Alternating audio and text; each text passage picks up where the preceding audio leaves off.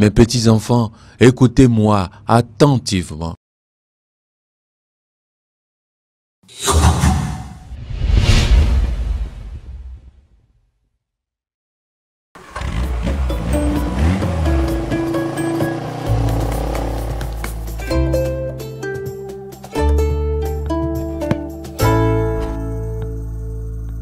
Cédric, toi tu m'énerves. Pourquoi tu joues aussi fort? Faut toujours chercher la balle ailleurs. Moi aussi, t'inquiète, je vais récupérer ça. D'ailleurs, moi je ne veux même plus jouer avec toi. Toi alors? Allô? Oui, papa, tu disais? Quoi? Tu es à Cotonou? Oui, Edmond, je suis à Cotonou. Hé, les enfants! Pépé est là! Bonne arrivée, Pépé, ouais! Pépé, wa, hey, yeah. Pépé, wa, hey, yeah. Pépé, wa. Papa, que fais-tu ici? Quelle question? Je suis là pour récupérer ma pension. Tu as oublié? Je vais d'ailleurs en profiter pour renouveler ma carte d'identité. Papa, il fallait juste me faire un appel. Je m'aurais mis à 4 pour te la faire établir et te l'apporter. Tu oublies que j'ai encore mes pieds pour marcher? Ok, viens te reposer alors, papa. D'accord, mais dis-moi où est ma belle-fille? En ville, papa. Elle y a fait un tour pour des courses.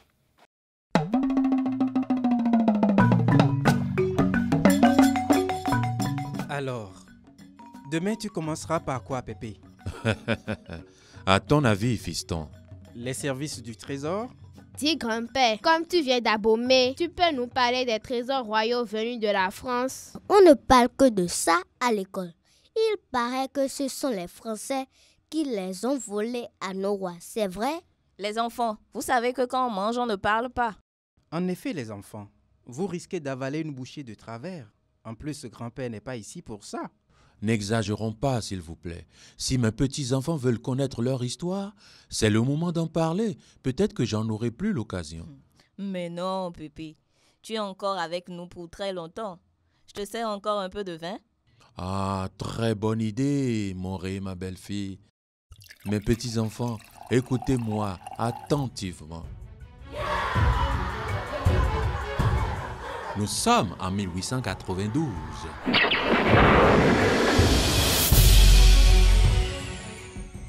L'armée royale du Dahomey venait d'être défaite sur tous les fronts par les troupes françaises à l'issue d'une guerre très meurtrière.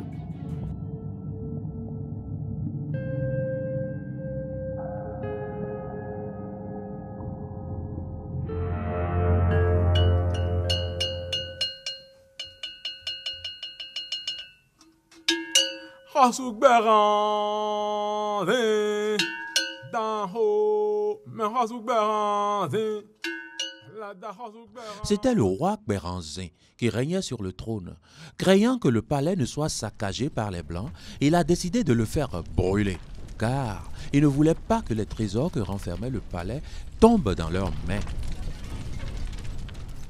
Vous savez, mes petits-enfants, le palais romain était le siège de la royauté de tout le Dahomey. Sa capitale était Abomey.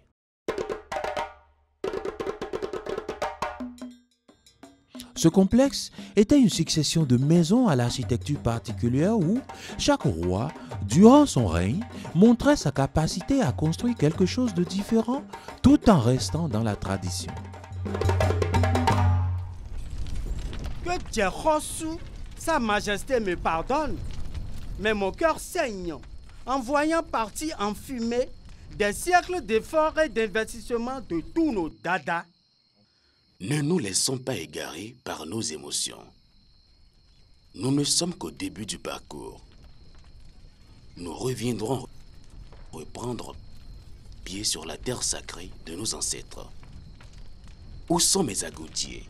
Toujours là, Djehossou. Et mes atoussous? À votre disposition, Majesté. La nuit n'est qu'une ombre qui recouvre la nature. Goutili, elle ne nous empêchera ni de marcher, ni d'aller vers notre destin.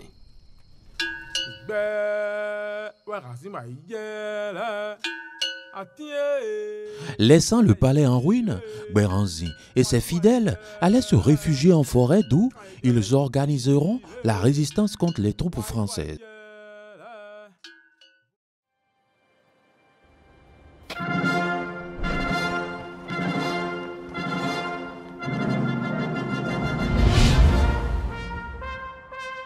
Après la prise du palais royal, le colonel Dodds, commandant des troupes françaises, a engagé une fouille systématique de tous les bâtiments.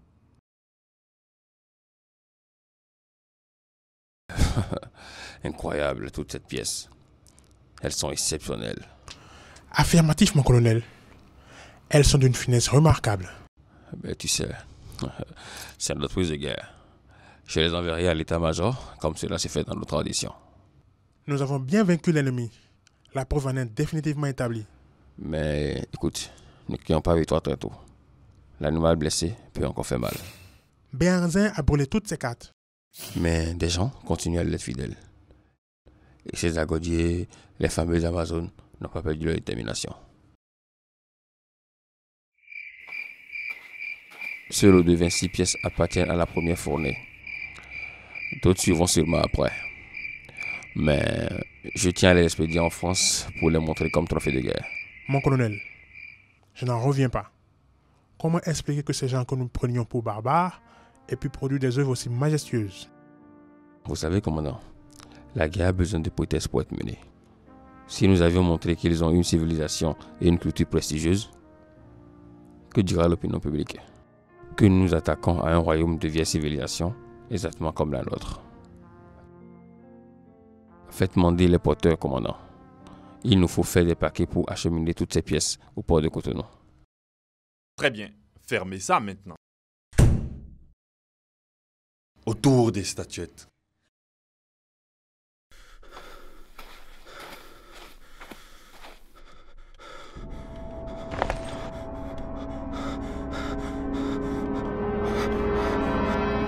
Ah non, non, non, c'est Djahassou même. Et il est fâché. Hello.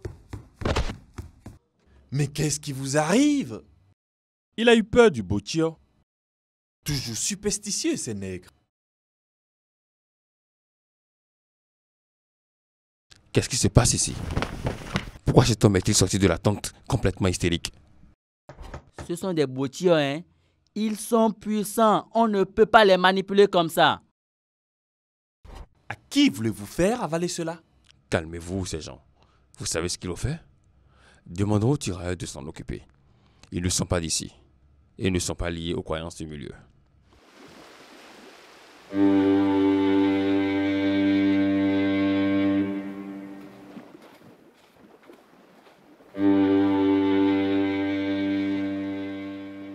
C'est ainsi que le sort des 26 œuvres fut scellé. Elles furent alors envoyées en France.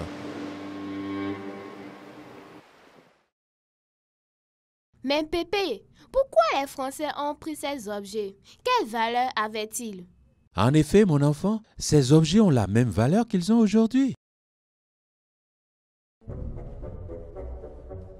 En fait, il y a plusieurs types d'œuvres qui avaient été pillées et volées. Les plus importantes dans ce lot étaient les 2 trônes des rois Guézo et Glélé. Les trônes des rois Guézo et Glélé. Vous savez, les enfants, dans la tradition du Dahomey, quand un roi commence à régner, il se fait fabriquer des objets censés représenter son pouvoir et sa puissance. Il y a le trône, la récade, le botio. Dis Pépé, c'est quoi le botio? Le botio, les enfants, c'est un objet qui vous protège contre tout. Du mauvais sort, de la sorcellerie, de tout ce qu'on peut vous jeter comme sortilège. En effet, c'est comme l'ange gardien chez les chrétiens. Mais dans nos traditions, cet objet est visible. Il est représenté par une poupée de bois. Pour les rois du Dahomey, ce sont de grandes statues. Il y en avait 3 parmi les 26 pièces emportées par les Français. Regardez. Oh, qu'ils sont beaux! Ah oui, le premier, ce personnage mi-homme, mi-animal, c'est le Botio de Glélé, le roi Kinikini ou le roi lion. La tête représente un lion et le corps un homme. Le deuxième, c'est un personnage à tête de requin et au corps d'un humain. C'est le symbole du roi Béhanzin quand il se faisait appeler Kondo. Le jeune prince en voulait aux Français parce qu'ils ne respectaient pas les accords passés avec son père, le roi Glélé. Il leur disait qu'il serait comme un requin pour les empêcher avec leur bateau de venir mouiller au port de Cotonou. En tout cas, Pépé, moi je préfère cette statuette-là qui ressemble à une fille. Non, mon enfant, ce n'est pas une fille, c'est juste un boutio du roi Guizou. Bon, les enfants, il est temps de se retirer de table. Grand-père va pouvoir se reposer. Non, mais maman, il n'a pas fini de nous raconter l'histoire de ce trésor. Pas de main qui tienne. Et vous devrez vous brosser les dents d'abord. Allez, oust. Allez, les enfants, Pépé va vous la raconter demain. Allez, c'est le moment d'aller au lit. Ne vous en faites pas, mes enfants. Je vous tiendrai compagnie jusqu'à ce que vous vous endormiez. Papa! Non, t'inquiète, mon fils. Je n'en aurai pas pour longtemps. Ah, chic Pépé, on t'attend.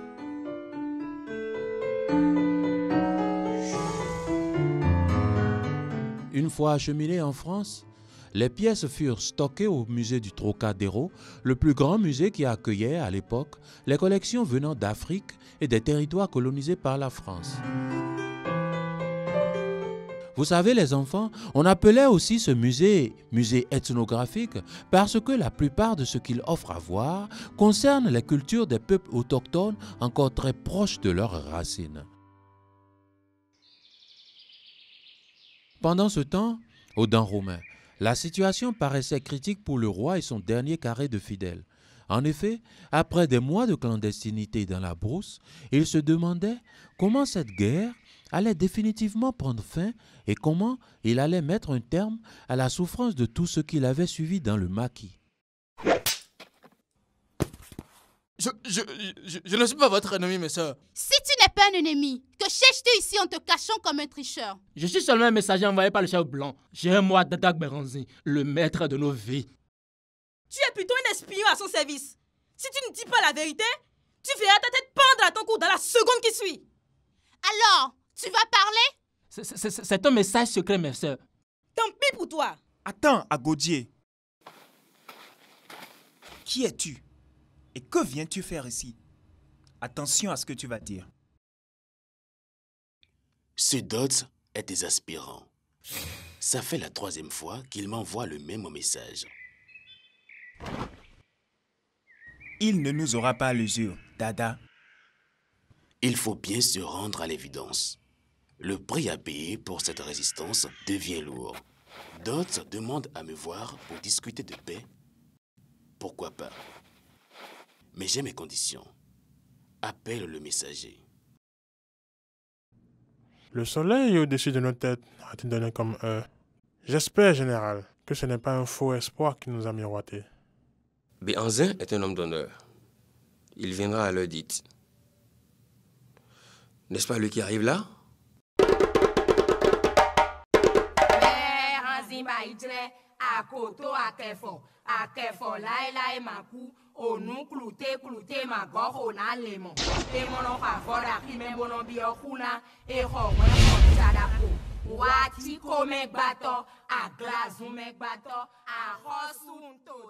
Bienvenue chez nous, Majesté. Depuis le temps où on devait se parler.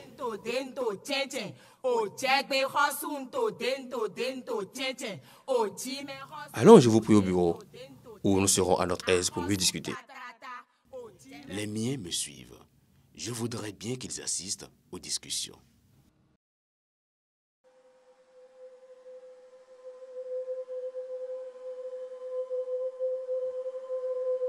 Des discussions avec la partie française, il a été convenu que Béranzin Boaidjre effectue un voyage officiel pour aller rencontrer en France le chef de l'État Sadi Carnot afin de conclure un accord de paix définitif.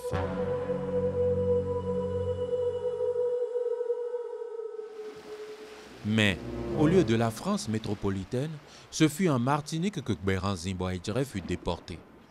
C'est une fois sur les lieux à Fort-de-France qu'il se rendit compte de la supercherie. Il était devenu prisonnier. Malgré toutes les démarches effectuées par le roi pour rencontrer le président français, Béranzin Boaidjre passa 12 ans d'exil en Martinique.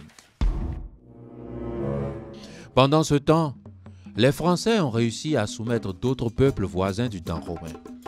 Partout où ils rencontrèrent des résistances comme à Bembereke avec Biogera ou à Natitengu avec Kaba, ils déployèrent à chaque fois la force militaire.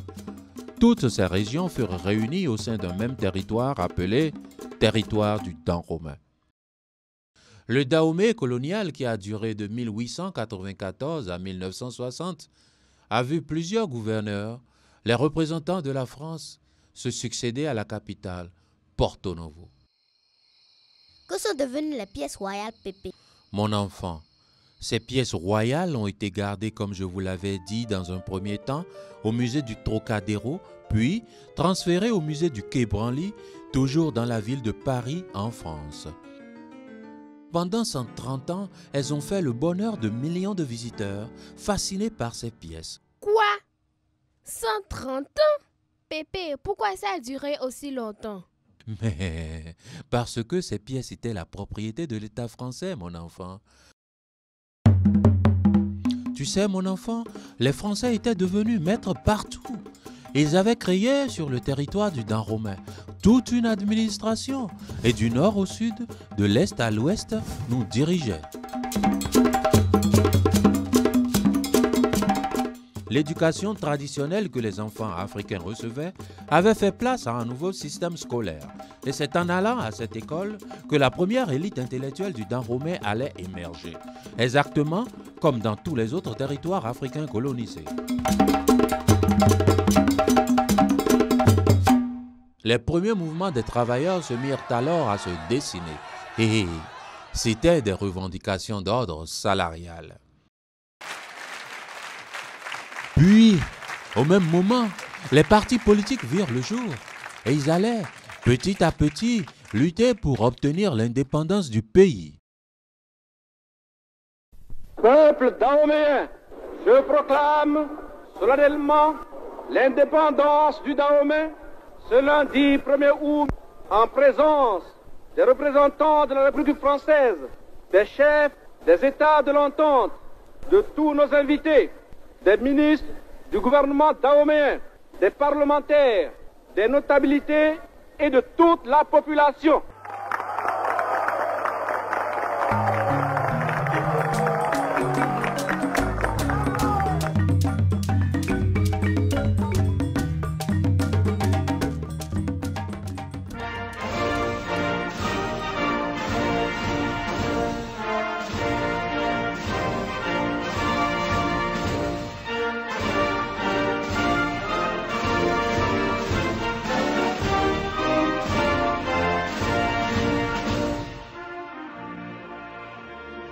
Vous savez, les enfants, depuis l'indépendance de notre pays, aucune demande formelle venant de notre État n'a été adressée au gouvernement français pour exiger le retour des biens de nos ancêtres.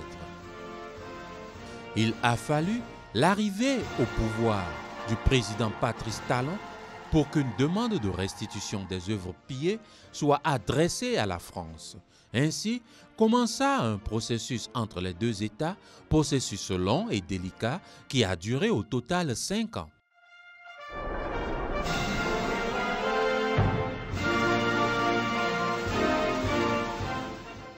Oh non, Pépé, ce n'est pas fini. Mon enfant chéri, que veux-tu savoir d'autre? Mais Pépé, les 26 œuvres, tu n'en as pas suffisamment parlé, à part les boutures et les trônes. Mon enfant, tu es bien éveillé comme ton père, je suis fier de toi. C'est vrai, il y a d'autres pièces tout aussi intéressantes. Aïe, vous êtes encore en éveil ici? Edmond, mon fils, tu viens à point nommé. As-tu ton portable sur toi? Je veux que tu montres à mes petits-enfants les objets dont on n'a pas parlé. Mais à une seule condition. Les enfants, vous me promettez de laisser partir Pépé après. Promis, j'irai, papa.